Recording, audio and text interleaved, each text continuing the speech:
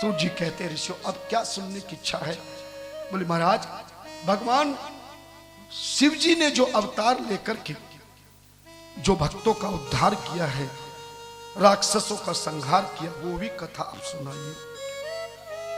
सूत जी कहते हैं ऋषियों सुनो, जो तारक नाम का राक्षस था, ध्यान देना, जो तारक नाम का राक्षस था उसके 3 पुत्र थे। उस राक्षस के 3 पुत्र थे, तारकाक्ष, कमलाक्ष और बिंदुमाली। उन्होंने ब्रह्मा से वरदान मांगा कि हमारी मृत्यु ना हो।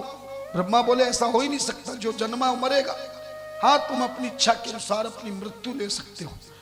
तब तीनों राक्षसों ने कहा कि हमारे आकाश में 3 नगर बना दो, एक सोने का, एक चांदी का, एक लोहे का। 1000 वर्ष तक ये नगर में हम तीनों भाई अलग अलग रहेंगे।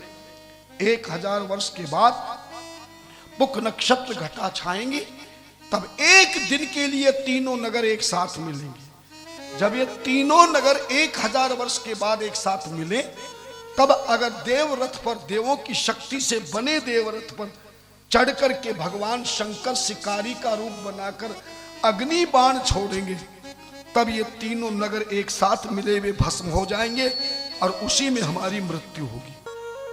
तब महाराज वरदान प्राप्त करके तारकाक्ष, कमलाक्ष, बिंदुमाली तीनों ने आक्रमण कर दिया। सारे देवताओं के सिंहासन छीन लिए, इंद्रासन छीन लिया। सारे देवता ब्रह्मा के पास गए। ब्रह्मा जी शिव जी के पास ले गए। शिव जी ने कहा कि देवरथ तुम तैयार करो, 1000 वर्ष के बाद शिकारी रूप बना के अग्नि बाण मैं छोड़ूंगा।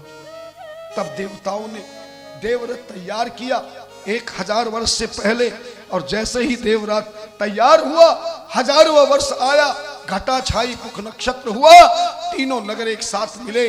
भगवान शिव ने शिकारी का रूप बनाया, देवरथ पर चढ़कर अग्नि बाण जो चलाया, तीनों के तीनों नगर जल करके भस्म हो गई। उन तीनों तारक पुत्रों की मृत्यु हो गई, क्योंकि शिव जी ने 3 नगरों को भस्म किया है। और हमारे यहां नगर को धर्म भाषा में पुर कहते हैं। जैसे आपके शहर को रुद्रपुर, हमारे शहर को धामपुर, विलासपुर, रामपुर। ये जो पुर शब्द है, पुर का हिंदी में अर्थ होता नगर। पुर का क्या अर्थ होता है? क्योंकि 3 नगरों को भस्म किया भगवान शिव ने, तो शिव जी का एक नाम त्रिपुरारी पड़ गया। त्रि मानी 3, पुर मानी नगर, अरि मानी शत्रु। त्रिपुर अरि तीनों को मिलाकर त्रिपुरारी बन गया। और चूंकि भगवान ने जब रथ पर चढ़कर के रथ को चलाया, तो 4 वेद 4 घोड़े बने थे। उनकी जो रस्सी थी, जो नाकेल में रस्सी होती, जिसको पास कहते हैं, रस्सी बांधने वाली रस्सी को धर्म भाषा में क्या कहते हैं? पास। उन्होंने पास का विमोचन किया, यानी पास को पकड़ के घोड़े चलाए। इसलिए भगवान शिव का रुद्र पशुपतिश्च पशुपास विमोचिक तदा पशुपते तस्य नाम महेश प्रसिद्ध मम भव वद्भा सर्वलोकेषु शर्मदम्।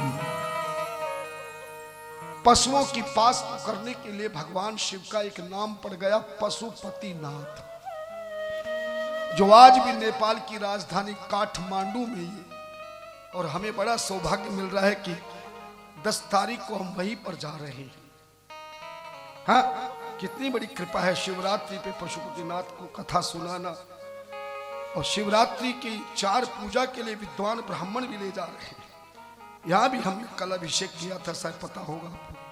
हाँ, हमें अभिषेक का बहुत प्रेम है और हमारे पास विद्वान ब्राह्मण है। धन्य ना, इस तरह भगवान ने उस राक्षसों का संहार किया।